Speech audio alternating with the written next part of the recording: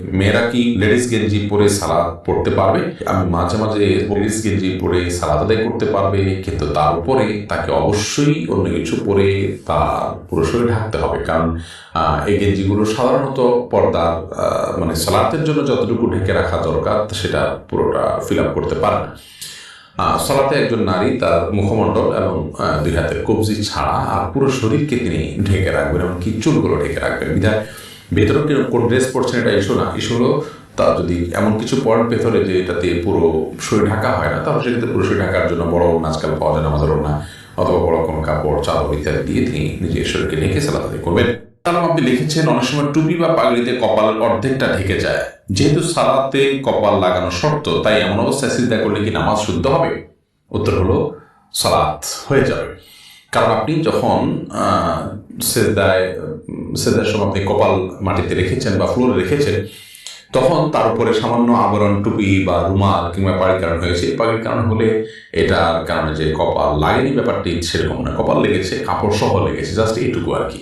কপাল লাগার অর্থ এই নয় যে সেটাকে একেবারে কাপড় চোপড় সব কিছুতে সরিয়ে একেবারে ফ্রেশ কপালটাই লাগাতে হবে, ব্যাপারটা এরকম না। কপালের উপরে কাপড় আছে, অসুবিধা নেই। যেমন পাও রাখতে হবে। এখন আমরা যখন মোজা পরি তখন তো মোজাটা আড়াল হয়ে যায়।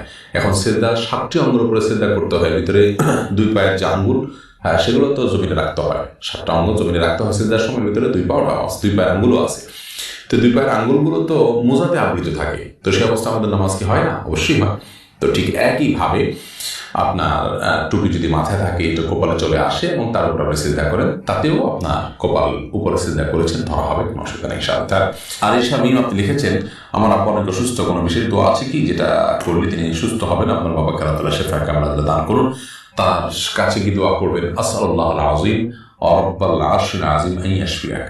আমি মহান আরশের মালিকের কাছে চাই, যিনি মহান আল্লাহ, যিনি আরশের মালিক, তার কাছে আমি চাই যে তিনি আপনাকে যেন সুস্থ দান করেন। তাকে শুনে শুনে বলবেন, তিনি আমিন বলবেন সাথে। এটি অসুস্থ ব্যক্তিকে দেখতে গেলে দোয়া পাঠ করা হাদিস থেকে প্রমাণিত।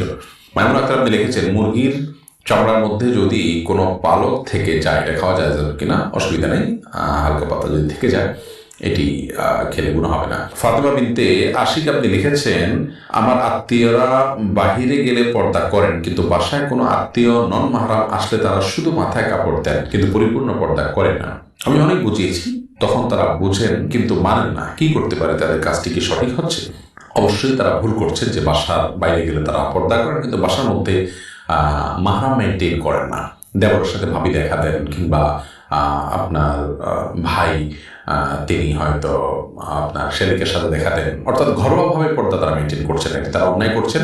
তাদেরকে এই পর্দা মেনটেন করার গুরুত্ব বোঝাবেন এবং আল্লাহ ভয় তাদের অন্তরে জাগ্রত করার চেষ্টা করবেন। শরীয়তের নির্দেশনা কি তার যৌক্তিকতাকে বোঝানোর চেষ্টা করবেন, না হলে অন্যদেরকে দিয়ে বোঝাবেন এবং তারা ভুল করছেন সেটাকে অবশ্যই উত্তম আচরণের মাধ্যমে সংশোধনের চেষ্টা করবেন।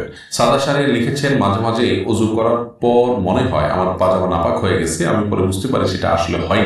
এই চিন্তা থেকে কিভাবে বিরত থাকা যায়?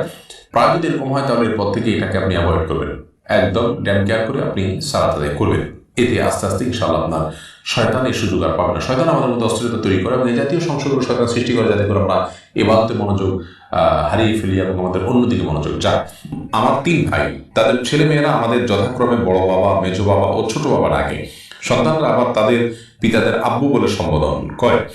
এখন তারা যে আমাদের বাবা ও নিজের পিতাকে আব্বু বলে, তাদের শরীরের কোনো বাধা আছে কিনা? সাইফুল ইসলাম ভাই, এর আগে আমরা উত্তরটি একাধিকবার দিয়েছি, আবারও বলছি যে এতে কোনো অসুবিধা নেই ইনশাআল্লাহ বিইذনিল্লাহ। কারণ এটি রূপক অর্থে বাবা বলা হয়। আল্লাহ তাআলা যে কোরআনে কারিমে বলেছেন, উদউহুম লিআবাইহিম হুয়া আকসাতু ইনদাল্লাহ, তোমরা তোমাদের সন্তানদের কথা বলেছেন তাদেরকে তাদের বাবার সাথে সম্বোধন করে ডেকো, অন্য কাউকে বাপ ডেকো না, অর্থাৎ যিনি বাপ তার দিকে সম্বোধন করো না বাবা বলে। তো এটি আল্লাহর কাছে অধিকতর ন্যায়সঙ্গত, ইনসাফ সম্মত। তো এর মানে হলো অন্য কাউকে বাবা হিসেবে পরিচয় দেওয়া। যেমন পালক পুত্রের ক্ষেত্রে দেখা যায়, যিনি জন্মদাতা তার পরিচয় না দিয়ে যিনি লালন পালন করেছেন তাকে বাবা দেখিয়ে কাগজপত্র করা হয় এবং তাকে তার বাবা বলে ডাকা হয়, সম্বোধন করা হয়, ড্রেস করা হয়। তো এই ব্যাপারে আল্লাহ রাব্বুল আলামিন নিষেধাজ্ঞা আরোপ করেছেন। বাট আপনার যেটি আপনি বলেছেন এখানে ছোট আব্বা বড় আব্বা, ছোট বাবা বড় বাবা, চাচা যেটাকে বলা হয়, এর মানে সবাই জানে যে ওনারা চাচা এবং যেটা বাবার ভাই, ছোট ভাই, বড় ভাই, তাদেরকেই এটা বলা হচ্ছে। অর্থাৎ এই বাবা, ছোট বাবা বা বড় বাবা বলে কি বোঝানো হয় সেটি কিন্তু পরিষ্কার। তো এটি নির্ভর করে যে আমাদের প্রচলনে কি বোঝানো হচ্ছে। এখানে তো জন্মদাতা পিতার বোঝানো হয় না কোনো সমাজে, যেহেতু কেউই বোঝায় না এবং কেউ বোঝেও না, অতএব শরীরে যেটা নিষিদ্ধ এটা তার মধ্যে পড়বে, এটার উপকর্তে বলা হয়। সেটি যেমন আপনি লিখেছেন, আমি মাঝে মাঝে বসে সুন্নত নামাজ পড়ি, এটা কি জায়েজ? আপনি যদি সুন্নত নামাজগুলো বসে বসে আদায় করেন কোনো অসুবিধা নেই, কারণ সুন্নত নামাজ এটি এক্সট্রা এবং অতিরিক্ত। তো অতিরিক্ত নামাজগুলো কেউ বসে পড়লে সালাত আদায় হয়ে যাবে। যদি তিনি শরীরটা একটু খারাপ লাগছে সেই জন্য বসে পড়েন, তাহলে সেক্ষেত্রে সালাত হয়ে যাবে, তবে দাঁড়িয়ে পড়া উত্তম। আর ফরজ সালাতে আপনাকে অবশ্যই দাঁড়িয়ে পড়তে হবে সামর্থ্য থাকলে। রিফাত আহমদ সাইম আপনি লিখেছেন, মেয়েরা কি লেডিস গেঞ্জি পরে সালাত পড়তে পারবে? মেয়েরা লেডিস গেঞ্জি পরে সালাত আদায় করতে পারবে, কিন্তু তার উপরে তাকে অবশ্যই অন্য কিছু পরে তার পুরো শরীর ঢাকতে হবে, কারণ এই গেঞ্জিগুলো সাধারণত পর্দার মানে সালাতের জন্য যতটুকু ঢেকে রাখা দরকার সেটা পুরোটা ফিল আপ করতে পারে না।